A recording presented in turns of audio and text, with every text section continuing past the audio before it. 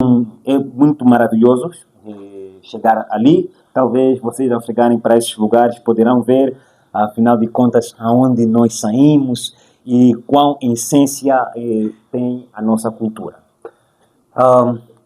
Algumas questões que se levantam dentro das nossas culturas, para ter o mesmo problema que eu tive ontem, são estas aqui que eu apresento ali. Para onde vão os nossos antepassados?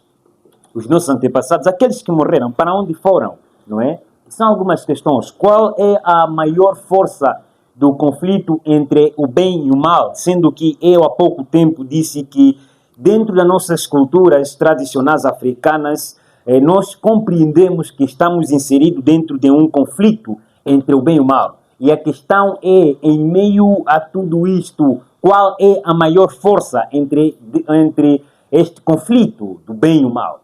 Que esperança temos dentro deste conflito espiritual? Que esperança há para nós, africanos? Não podemos falar de esperança africana sem podermos buscar compreender a cosmovisão do nosso pensamento africano. É por esta razão que eu aqui quero apresentar-vos a cosmovisão do pensamento africano. Assim como outras culturas têm a sua cosmovisão, nós também temos uma cosmovisão singular. E esta cosmovisão, como é que o africano vê o mundo? Nós entendemos que existem diversas partes do nosso planeta. Nós compreendemos que existe um mundo, este mundo que é dos que estão para nascer. Nesse mundo dos que estão para nascer, lá não somos uma matéria viva como nós somos no mundo visível. Mas nesse mundo dos que estão para nascer, a existência lá é de forma inteligente. Ou, em outras palavras, a inteligência viva dos bebês é que existe nesse mundo dos que estão para nascer. Isto queira dizer que o ser humano, antes de vir a existir em nosso mundo, ou neste mundo visível, eles estão de forma de inteligência neste mundo dos que estão para nascer. Então, boa parte dos africanos compreendem que existe um mundo dos que estão para nascer e as pessoas, antes de virem para o nosso mundo, passam por esse mundo como uma inteligência viva. E existe um outro mundo, este que é o mundo visível, o mundo dos vivos. E neste mundo é onde nós encontramos os homens, os animais, as plantas e tudo o que está ao nosso redor. Então, a pessoa sai de uma inteligência viva, do mundo dos que estão para nascer, e passa para um mundo visível, que é este o nosso mundo em que nós enxergamos tudo que está ao nosso redor. Para além deste mundo visível, o africano compreende que existe um mundo invisível, este que é o mundo dos mortos. Neste mundo, para o pensamento africano, entende-se que ali estão os espíritos maus e os espíritos bons.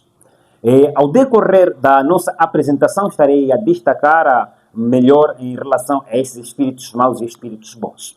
Mas que esses espíritos maus são aqueles espíritos que, no mundo visível, que é o mundo dos vivos, foram pessoas com más condutas.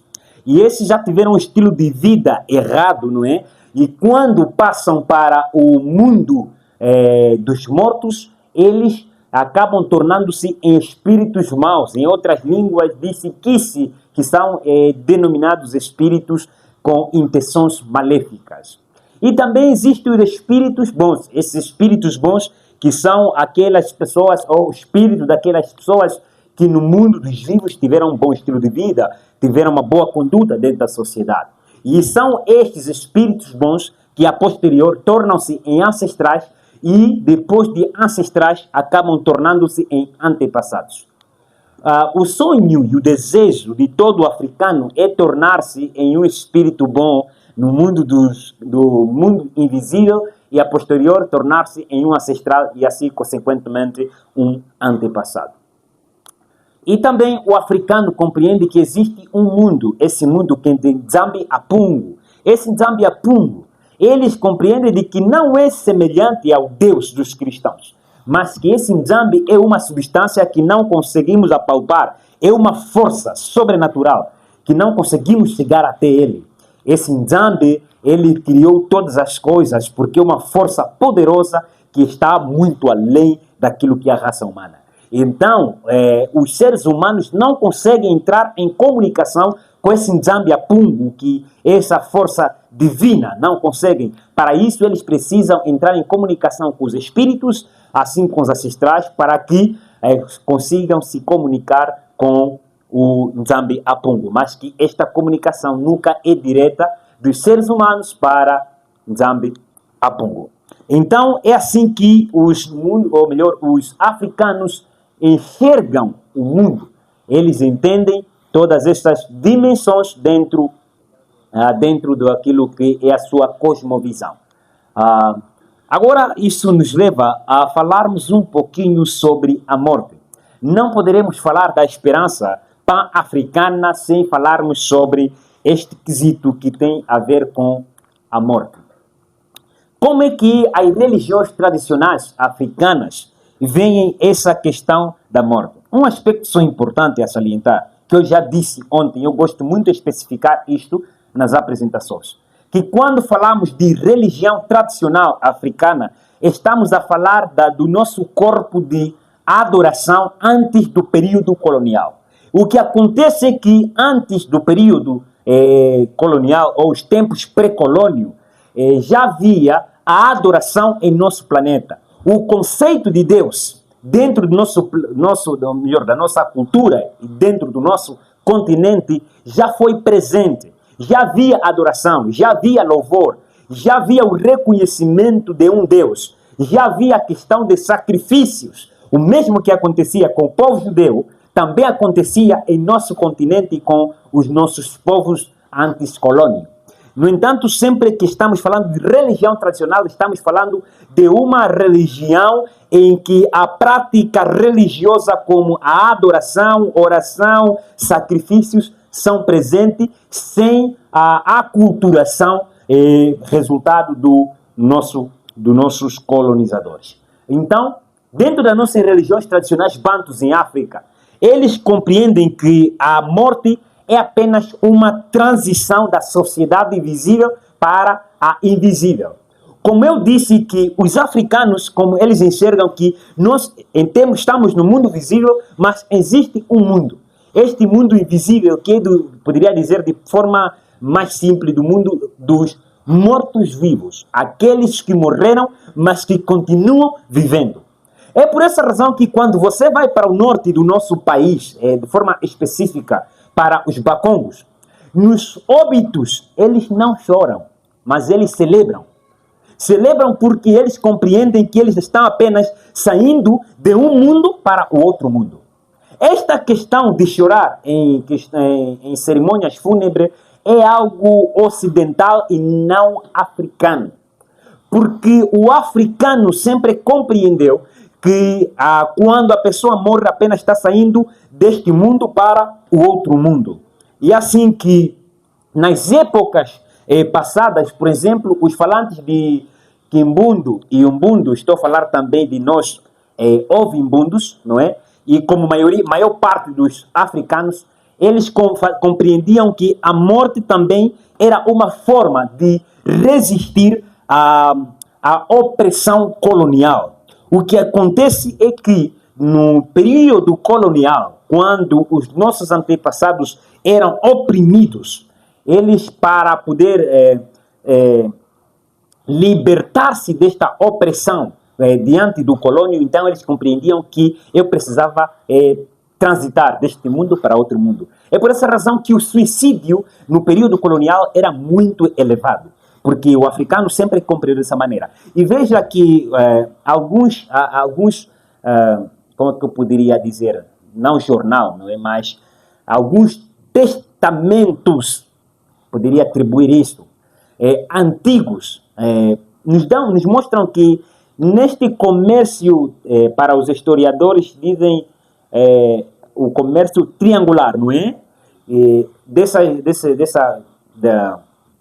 locomoção de escravos de um lugar para outro, havia ali no porto de Benguela também um ponto em que os escravos eram transportados do nosso país para a América do Sul. E o que acontece é que neste percurso, muitos escravos acabavam suicidando-se. Mesmo acorrentados, eles jogavam-se para o continente para que pudessem morrer. E eles compreendiam que, fazendo isso, então estariam a resistir a todo sofrimento, estariam a se libertar. Para eles, a sua esperança estava em ir para o mundo invisível. Esse mundo em que ninguém pode mais o oprimir. Esse mundo em que já não existe mais dor porque não é apalpável. Ele já não é mais tocável, já não pode ser mais acorrentado. Então, muitos dos nossos antepassados acabavam suicidando-se. E se vocês notarem, esta questão do suicídio é muito presente também em nossos dias, dentro do nosso continente e de nossa cultura. A pessoa está passando por um momento difícil, entende que o suicídio é a melhor forma de aliviar ou de se desfazer de tudo isso. Vejo aí algumas pessoas cochilar, outras dormindo. Trabalharam muito à noite? Trabalharam muito, né? Eu vos entendo. Descansem na paz do Senhor, é? Lá no mundo das trevas é difícil. É complicado. Ainda, dentro das nossas culturas, compreende-se também que a morte era uma forma de resgatar a estrutura familiar. O que acontece é que, devido à opressão e este comércio triangular de escravos que aconteceu durante o período colonial, fazia com que muitos pais eram afastados de seus filhos e outros também eram mortos por conta do sofrimento. Então, a perda de um membro ou de outro, ou as pessoas que sobreviviam durante a opressão colonial, eles compreendiam que eu morrendo poderei voltar a me encontrar com os meus antepassados, com meu pai, com a mãe que já faleceram. Então eles compreendiam que quando eu transitar para o mundo invisível, lá vou me encontrar, então a minha família será reestruturada. Então uma forma que eles compreendiam de eu me juntar novamente aos familiares ou de reestruturar a minha família era mesmo a morte. E por conta disso, então, muitos também entendiam que a morte era o meio ou a sua esperança de reestruturação da família. E quais são as causas dentro do pensamento africano, não é, da morte? O que causa a morte dentro da nossa cosmovisão africana? Essa é uma questão muito presente dentro das sociedades africanas.